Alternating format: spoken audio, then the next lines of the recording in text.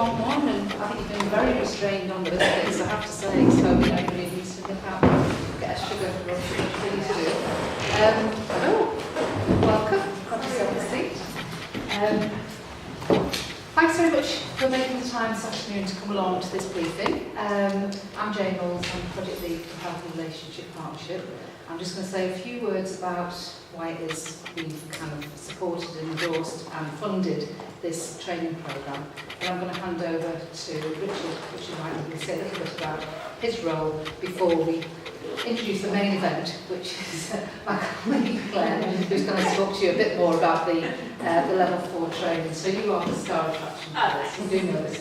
Definitely set me up for this. So the Health and Relationship Partnership has been, part of its work in Hartlepool has been supporting workforce development and sees the early health workforce, the wider early health workforce, people who work in various sectors as well as people who work in the local authority, as really important in achieving the programme's aims, which is about reducing parental conflict and about trying to work with children to support them who've been exposed to parents where there's been conflict. So this training course has really come out of a lot of discussions. I know many of you have been part of the relational ways of working training, so we really listened to what people said in terms of that evaluation and talked to managers and talked to people around Hartlepool and said, what is it that we think would be really helpful for you as practitioners? So this is what we have arrived at in terms of a piece of work that we have worked in partnership with Interface to develop. And I'm really pleased that you're going to be here today to hear about it. At the end of the session, I'll say that now just in case anybody has to leave before the end of the session, I hope you are able to stay to the end. What we're going to be asking you to do is to go away and to think about whether or not you want to take advantage of this opportunity. And it is an opportunity. I know I would say that because I feel like I'm selling it, but it really is an opportunity to get a nationally recognised qualification. And it's something that I was talking to Clare before, in other authorities, people are sponsoring themselves, paying for their own training, so this is a completely free at the point of practitioner delivering it anyway, accepting the training. It's free for you. Obviously, we're underpinning that with funding from the Health and Relationship Partnership. So go away after this presentation, think about, is this really for me? Can I make that kind of commitment? Is my manager, have they heard what has been said today? Will they endorse that? Will they kind of accept the things that we're asking of you? Because it's a bit of a transaction. We're asking, we're giving you something, but we're also going to be asking for some things back in terms, and we'll talk a bit about that, in terms of your commitment. So you want to go away and think about it. And we'll ask you to, you can take one of these away today. This is an expression of interest to undertake this training. So we'd ask you to take this away, complete it, and return it to me by a week on Friday. And what you also have to have, as well as your own expression of interest, you have to have a manager's confirmation of expression of interest that agrees that you will undertake the training, because it will allow, need you to be released to do training days and also for various sort of commitments from managers to do things as well. So we'll hear about the detail of that from Clare. So there are 2 bits of paper for you to take away. We'll also send them out electronically if you need them as well. But they must be returned by the date specified, because there is a small group of us meeting the following week to determine who will be in the first cohort. So there is a cohort of 18 learners that will be invited to start the training.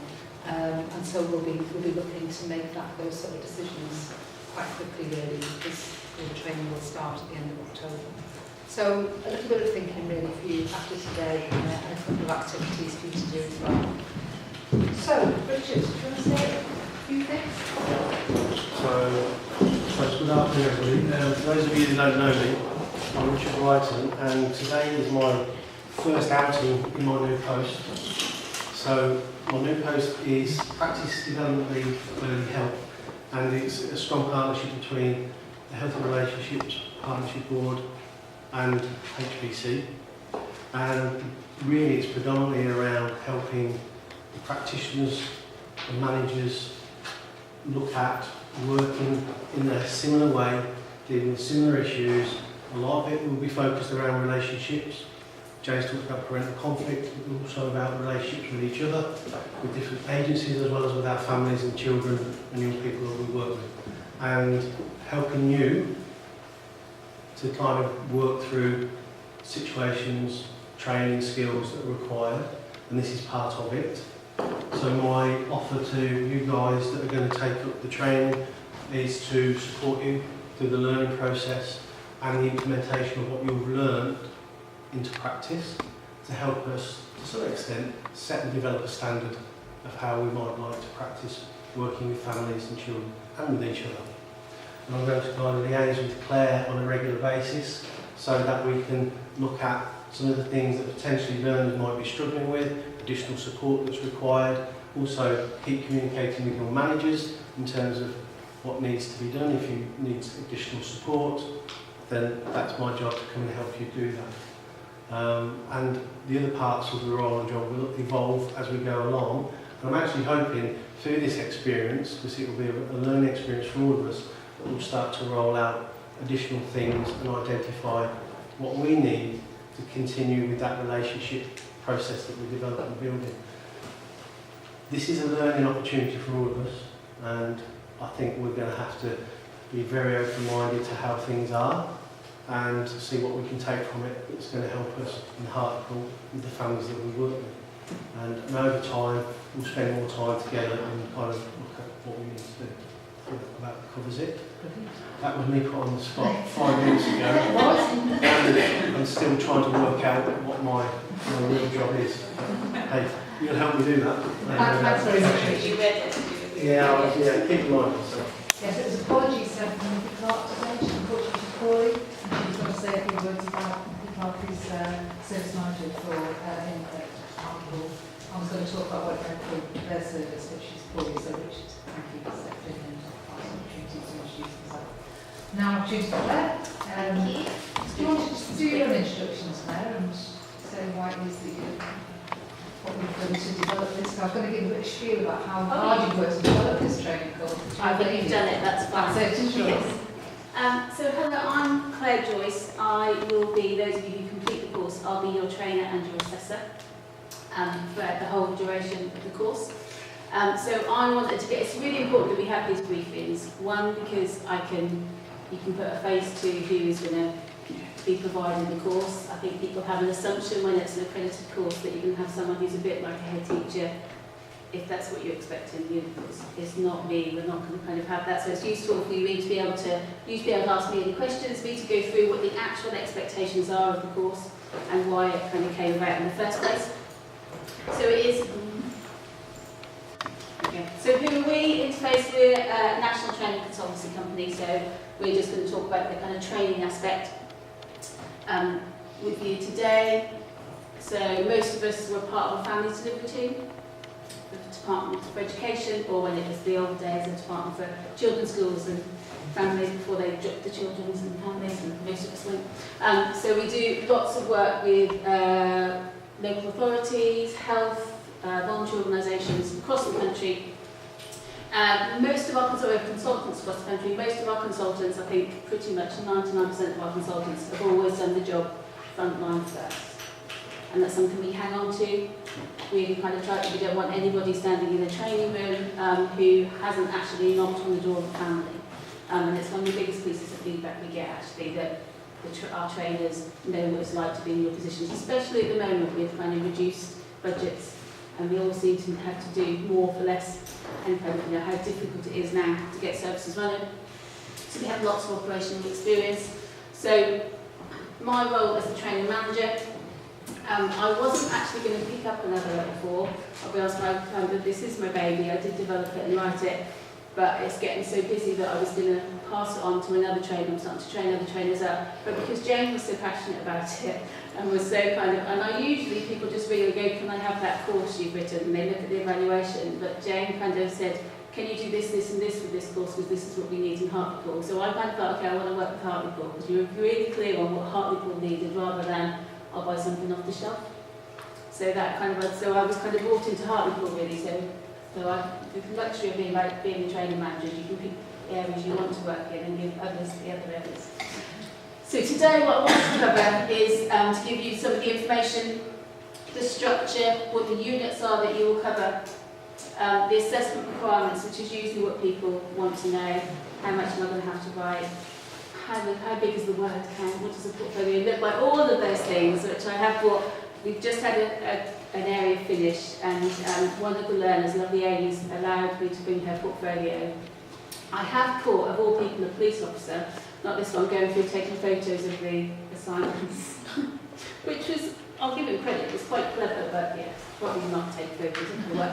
But this is a completed portfolio, so feel free to come and have a look kind of later on. But we'll go through exactly what is expected, the expectations around your commitment, and just an opportunity to meet me really, or to assess me as your trainer and assessor. It used to be that I would train and somebody else would do the assessment, and they always used to say, it's fine, you can push back on me as much as you like, but make friends with the assessor. I can't do that anymore because I'm also marking your work. So you can push back on me, but you also want it as an element of, you need to keep me on side because I'll be the person who's asking, meeting your needs. And we'll have some time at the end for some questions. So we have a whole group of questions, but if there's anything individual that people want to ask, we're left with some time at the end, so just come and find me. So people worry about things like will their role fit it, will they be able to kind of meet the expectations. I can't spell, will I be able to meet it, I've got a really busy home life, I don't have a laptop at home, all of those things we can talk about individually. If you've got a question, I can pretty much guarantee someone else will have something in their head very similar. So we'll make sure we leave some time at the end, and we'll also talk about the evaluation process then as well, clicking that one button on the right.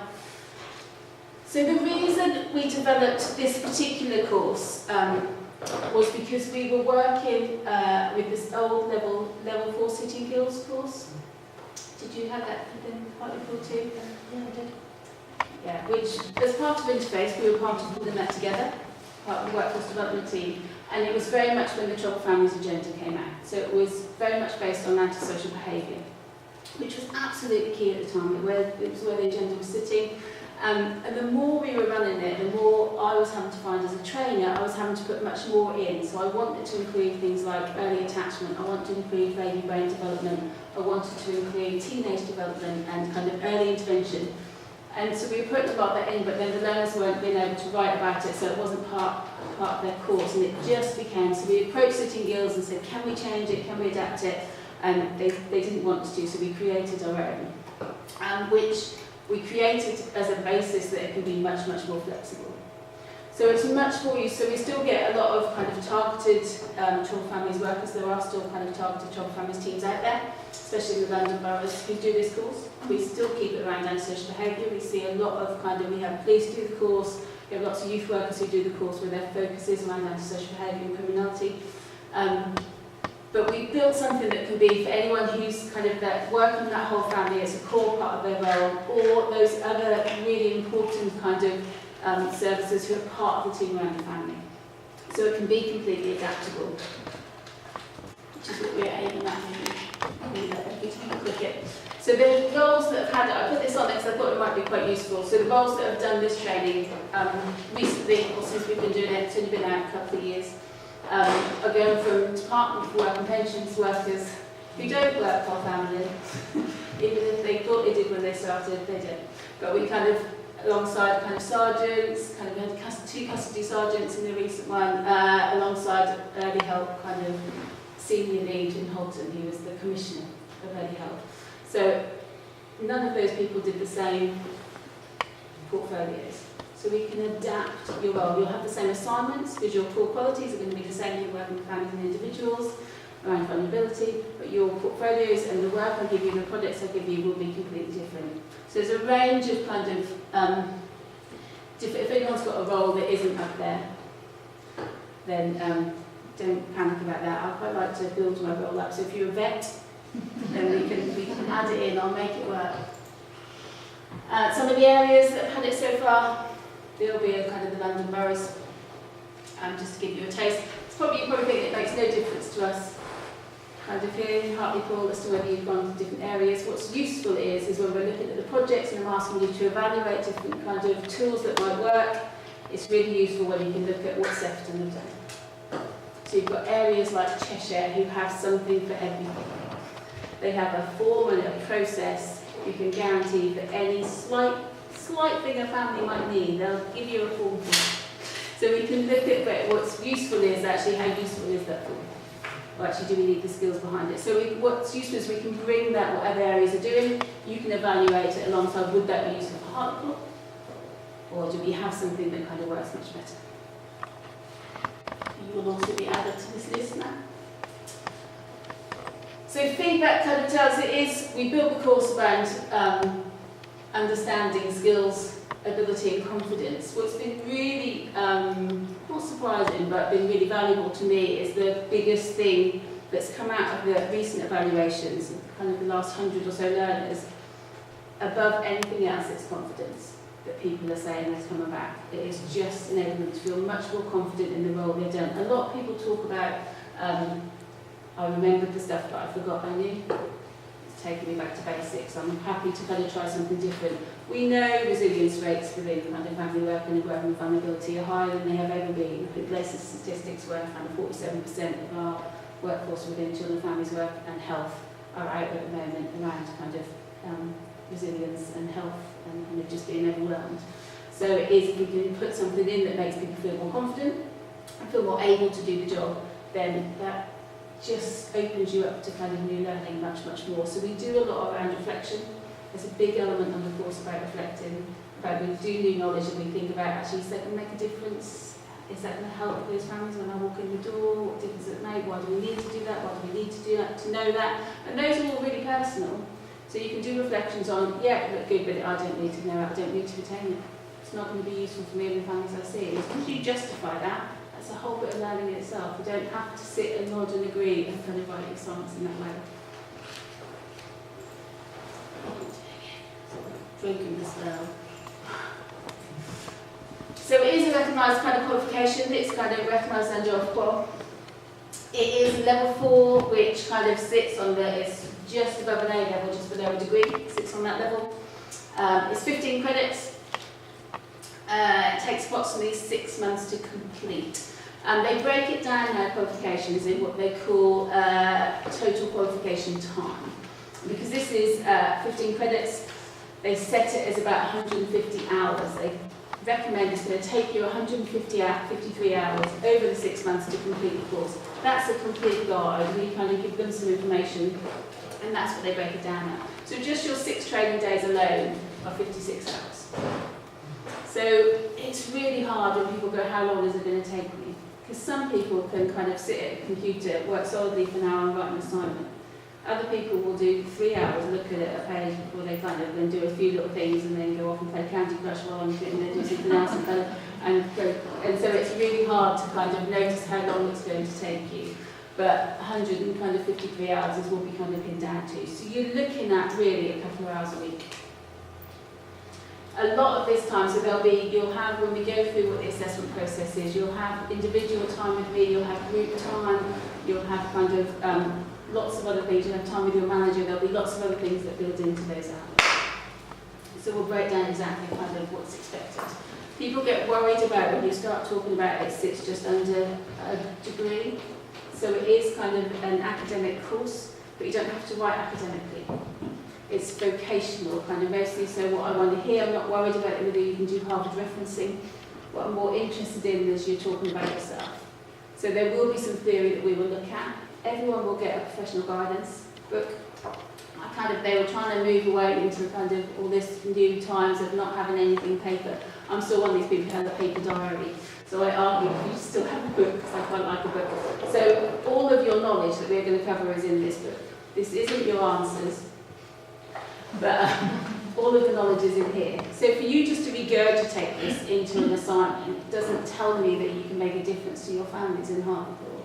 But it does meet your knowledge criteria. So I want you to kind of give you the knowledge and then give you a go. We're going to do this because this is the difference that I think it will make, or actually this is where I struggle putting this into place because of something kind of that I believe in. I have a strong value system about work, or I have a strong... So that's the kind of difference between it being vocational. So the amount of... I have probably a good 70% of the people who complete this course do this is their only reference that they use. So your referencing is, in brackets, professional guidance, page 32. beware of copy and pasting because I wrote it. So I know it quite well. I am now updating it just for you, purely because we called right on Tim Loudon Tom. But there's some, he hasn't noticed. There's some other things that I'm very conscious I'm on video. There's some other things that we've kind of updated in here around brain development and things as well. So you will have a guide. If you want to go away and do hours and hours of research, absolutely, then knock it out. It's absolutely fine as long as you reference that and I can check it. But you don't need to. It will be in here. The knowledge that we cover will be in here or on the information that I send you. Is everyone still with me so far? So I'll stop doing that and you'll be with me more, not just showing myself how much bit of it. So there's 3 units that we cover as part of the programme. I don't know if people had an opportunity to look at these. We had some briefing information, have you seen anything? So there's 3 units. The first unit is around engagement and communication, which is our biggest unit that we look at, which is everything around safe relationship building, communication, boundaries, attachment, anything that would kind of link into kind of work with families. That's your core stuff. It's the same, all of those roles that we saw, engagement and communication is the same for all of you. So it would be exactly the same whatever role you hold. And then there's a unit on assessment tools and planning. So it is around kind of whole family assessments, different tools that you can use to assess family need, individual need, how useful they are. So we'll do some kind of looking at the different tools, you'll test them out, you'll go away and you'll test them out with families. And then family plans, how we can work with multi-agency in a multi-agency environment. We'll do a little bit around kind of chairing multi-agency meetings and kind of have different characters within the room, and how you can kind of work that. And then our last unit is around supporting family members and individuals towards independence and self-reliance. So we'll be looking about how you end interventions, how we start thinking about kind of education and employment, kind of what tools do you have for those things. When people get very wary about, oh, my families aren't ready for employment, we're not saying that you have to kind of be frog marching them down to the job centre, but actually how are they becoming much more resilient? How is everything that you put in being able to kind of stay with them? And throughout all of this, we'll also be asking you to reflect on each of those units. So how skilled do you feel around your engagement and communication? How skilled do you feel around assessment, tools and planning? What's working well? What there needs to be more of?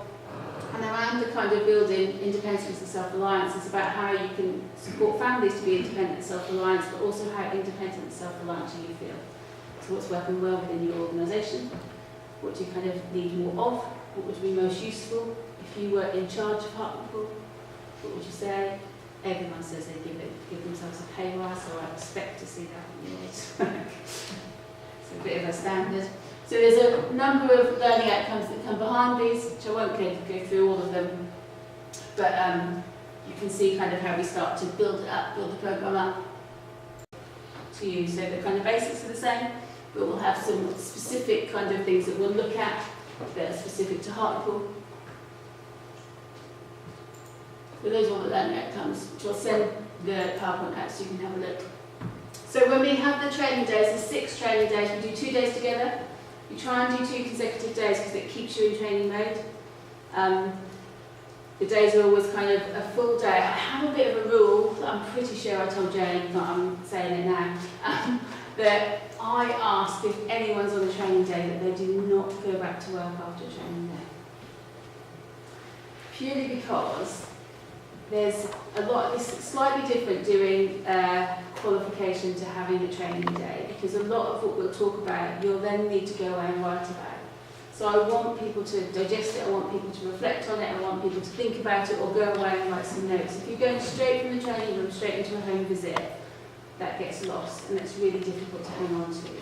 So I don't mind if people kind of then go away and go for a walk and kind of digest it. There'll be days that we might finish at kind of 3:30 and we'll just have people want to stay for another hour and we go through some criteria, we have little working groups to plan their assignments there. So if we can if we can honour that, it will make a difference.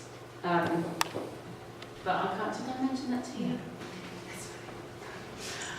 So they've used different range. So the 6 days, do lots of group work, direct presentations, there's a PowerPoint every time.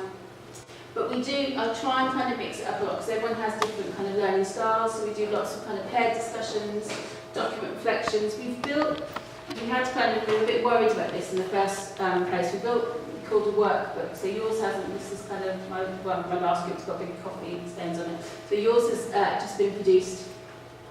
And the reason we did things around worksheets was because people tend to have a range of notepads, and they write things on the notepad going, okay, I've got to write an assignment on that, and they make themselves some notes, and then when you go away to write your assignment, the notes make no sense to you at all. So we developed these type of worksheets which are specific to the criteria you've got to write about, and you'll do these in groups, and so they make sense, and you can also submit the worksheets as part of your evidence. So it just has all your notes in one handy place, and everything will be in this workbook.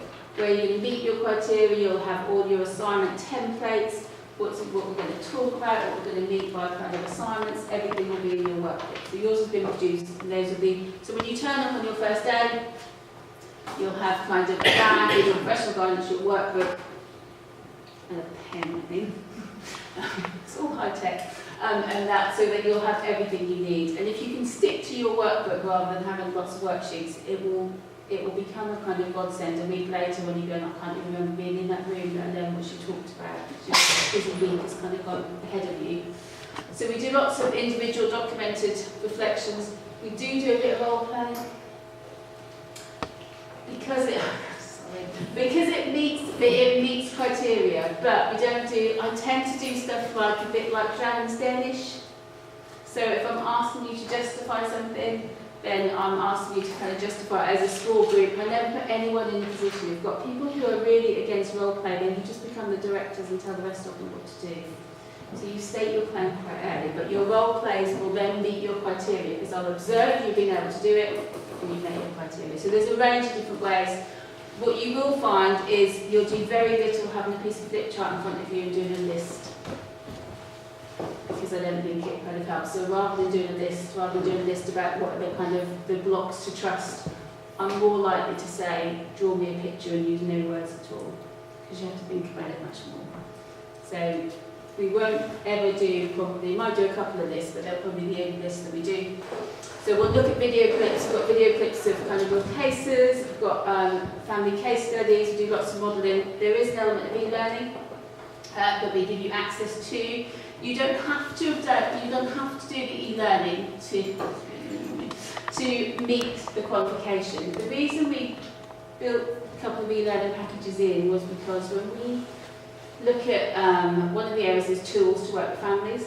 So we look at things like, we do science and safety here, so we look at things like genograms and timelines and eco-maps, but there's such a short amount of time really spent on it. When we had workers who had never done a genogram in their life and hadn't even heard of the word genogram, it didn't feel that we were giving them enough time to have a play around with it. So you will all have access at the end of the programme. I'm not going to overload you with more stuff unless you ask for early access to it. At the end of the programme, you'll have access to some e-learning programmes, one of those being tools to work with families.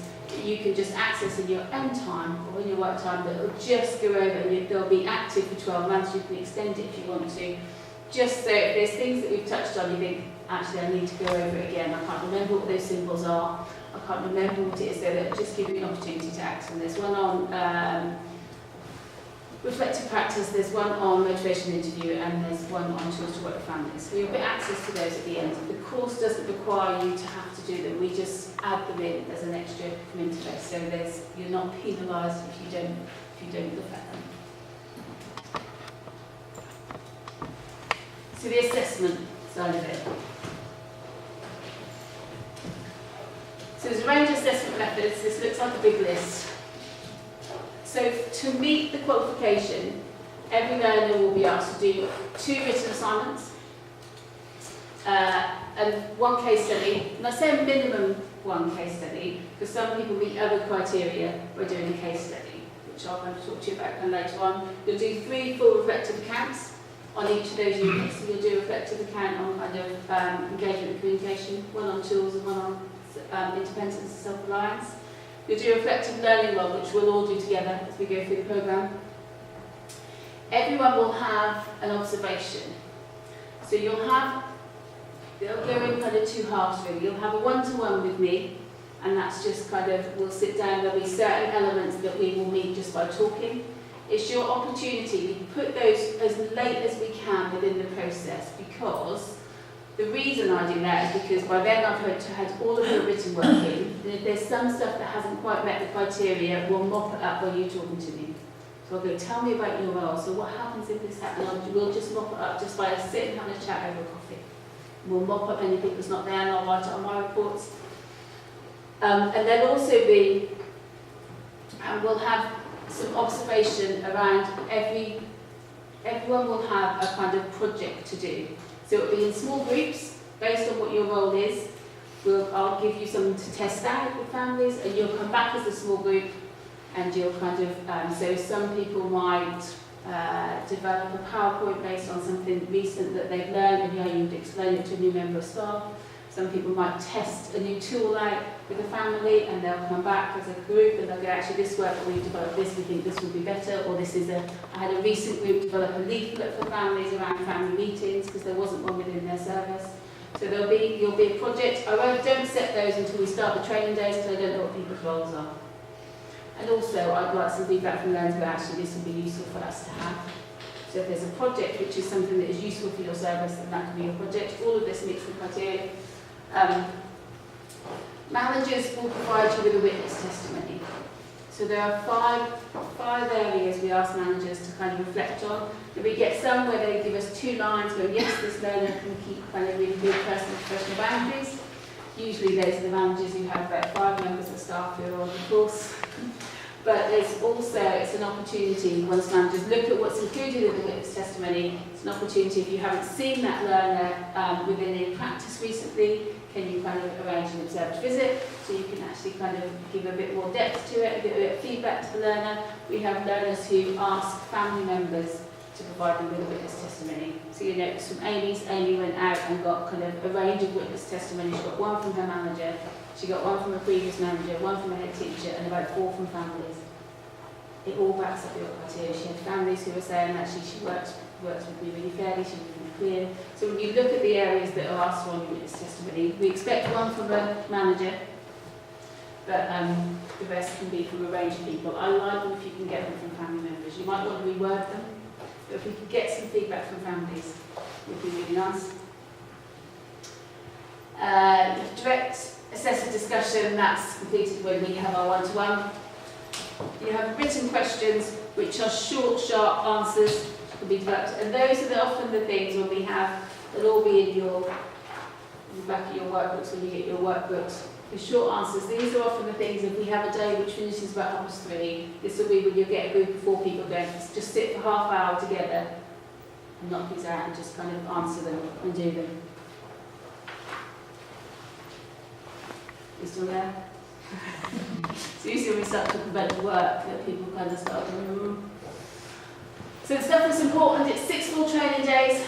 It is really important if you can kind of dedicate to the 6 days. There is so much content covered in the 6 days, for one thing, but there's also so much group work that you will do, that you will fill in this workbook that is your criteria, that is really hard to catch up on. If you're going to miss a day, get someone who's got neat writing to take notes for you. I can always tell you the chapter in here, but it's not the same. Because at the end of each 2 days, we do an assignment plan. So we go through, we unpick it to death about kind of what is the assignment asking you to do. So how would we analyse that? How would we talk about that? And we unpick it, we go through it kind of really well, and it's really useful if you're then going to go away and write about it to be part of that. So there will be individual assessment time for everybody. It's regular one-to-one contact support. Now you can have as much support as you want. Everyone thinks, I can't ask for help because nobody else is asking. I had a learner who used to ring me every Monday evening. Maybe to have a moan about how she couldn't do it, but we got through it. So you can have as much support as you want to have. You will get your professional guidance, the full learner assessment guide. There's a brand new fancy electronic system that everything is going to be uploaded to and on. So there'll be lots of support around that. So we do there's lots of phone calls, but people quite like Skype calls. So if you have Skype, because then I can share systems. So especially if it's about the system, about I don't understand how to upload that onto the system. We can have a Skype call where I can share my screen. If it all becomes too much, email it to me and I'll upload it for you. Nothing's completely undoable. We'll kind of manage to kind of do whatever we need to do. Oh, I got backwards. You haven't got to do this twice, don't worry.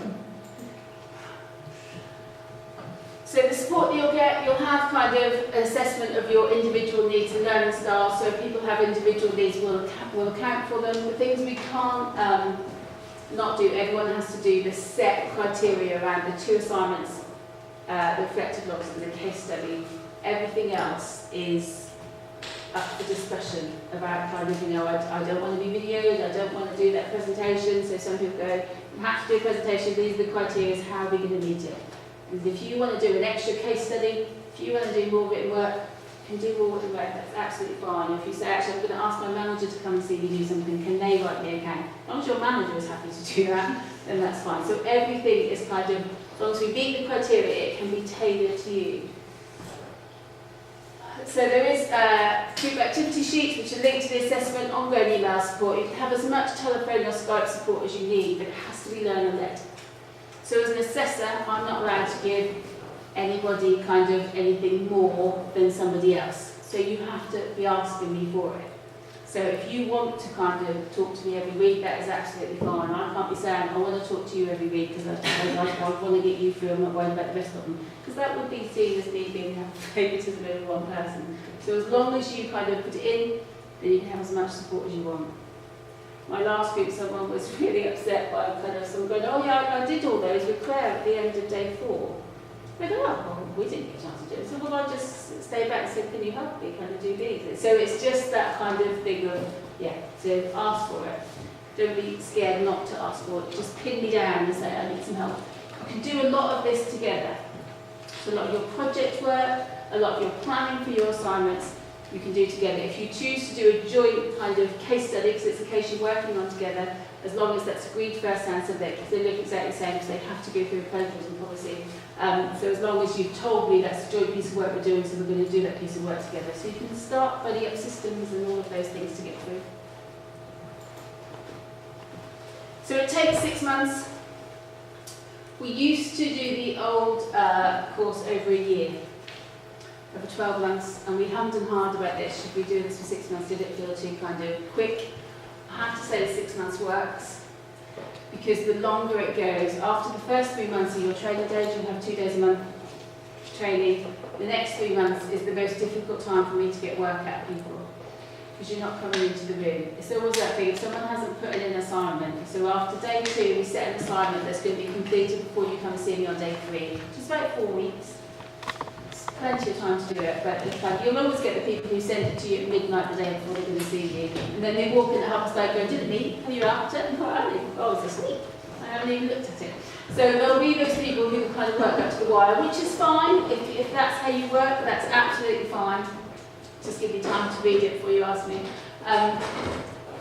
And it's always because people know they're going to see your face, so they'll try and get the work done. So after the 3 months, when you're not seeing my face, it kind of goes out the window a little bit. And if you extend that over the 6 months, it's really hard to catch up again. So you'll have kind of a 3 months taught sessions. You'll then have kind of a 3 month period where I'll leave you alone for a month, let you have Christmas, and New Year, as we've got Christmassy people in, and then we'll start kind of to build in your individual kind of work. So attendance all 6 days is really recommended, unless kind of there is something. If we have people miss, I'm more than happy to kind of have conversations with people, catch you up and those things, but it is much harder to catch up. It's just much more useful for you if you can attend all days. So some of the frequently asked questions is about what does it mean at level 4.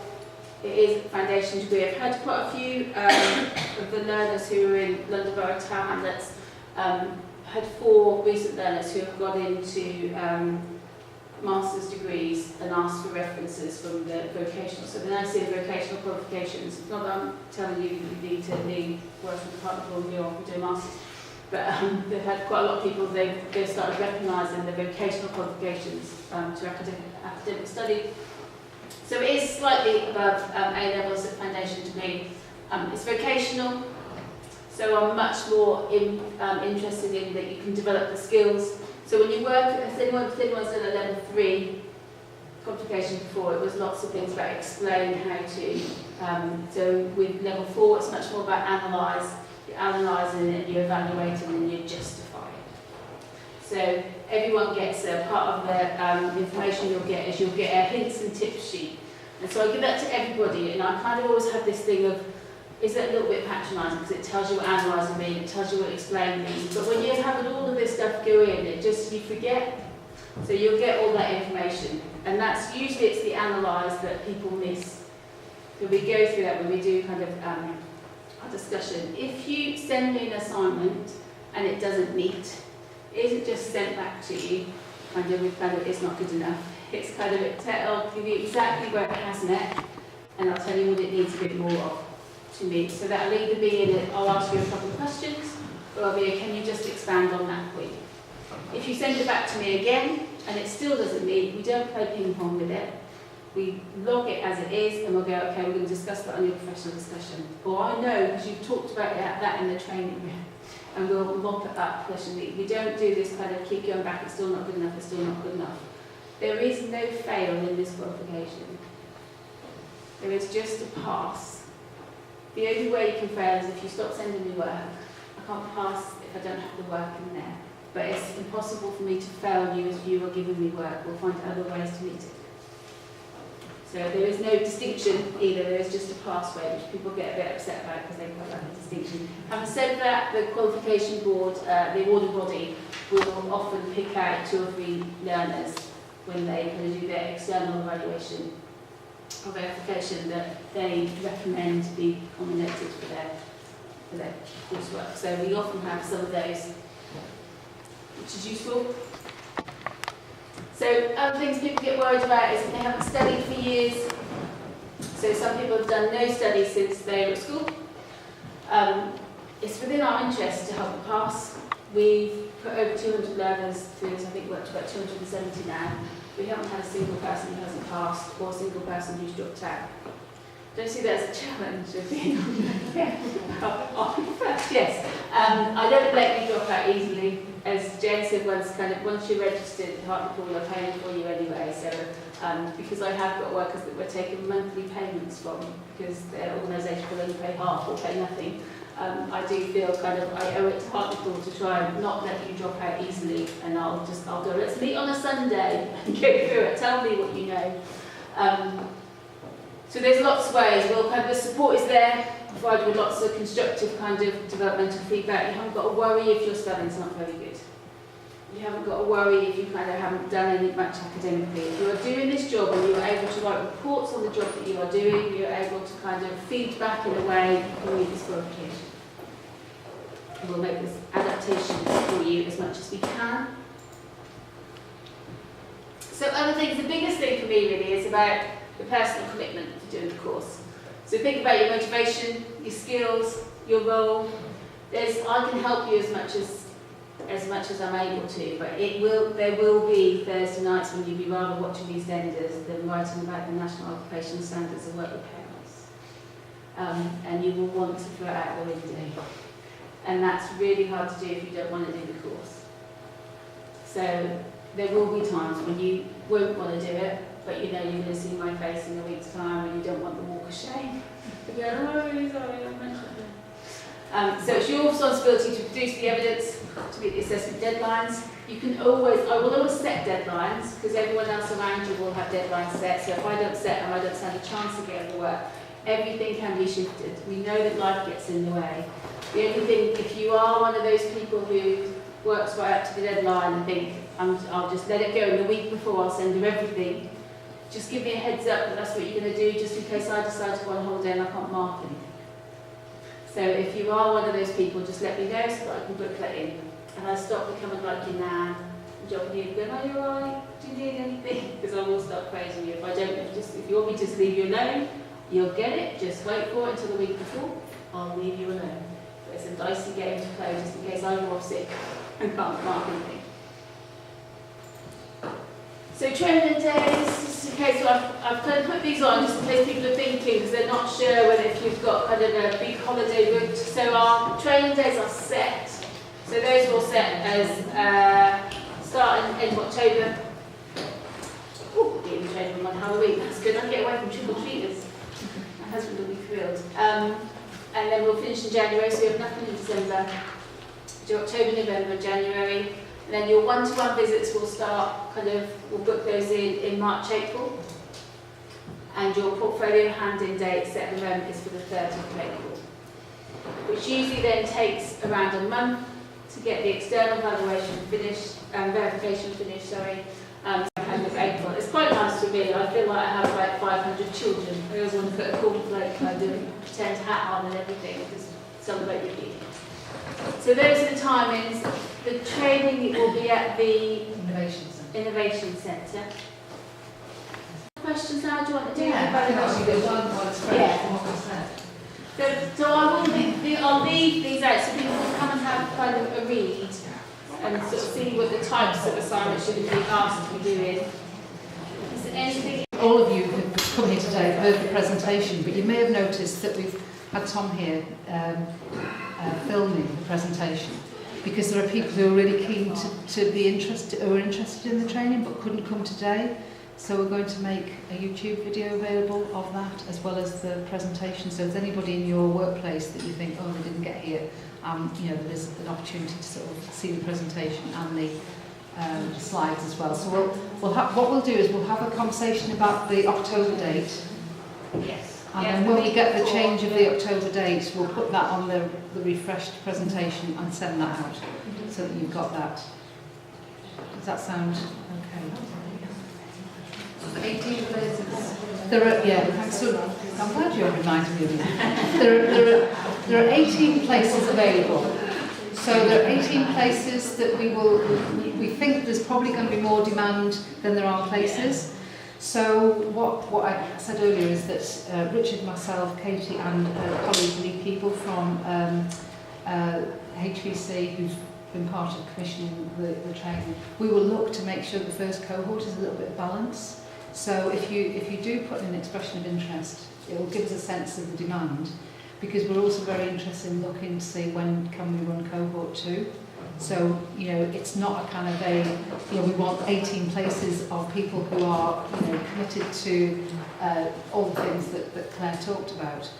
But if for whatever reason we have more demand than there are places, we will definitely hold people to say what we're interested in running another group next year. So it's not kind of a once-only opportunity, because our aim is to make sure that this is something that is available to people and workers in Hartlepool going forward. So that's part of our why we're so keen to evaluate the impact, because I think many of us know, I've certainly experienced training courses where I've gone on training and then I don't really know whether it's made any difference whatsoever really to people I've worked with. So this is really an opportunity to kind of say, we've put this much investment in, but this is actually what we've got out of it. Really. Is funding in place for the second cohort? We're working on that in terms of a model, and some of the things that we're talking about is that there may well be opportunities for those who are employed by the council to do it through an apprenticeship route, which is paid for by central government. So that isn't possible for us in this cohort, but certainly post-January that might be available.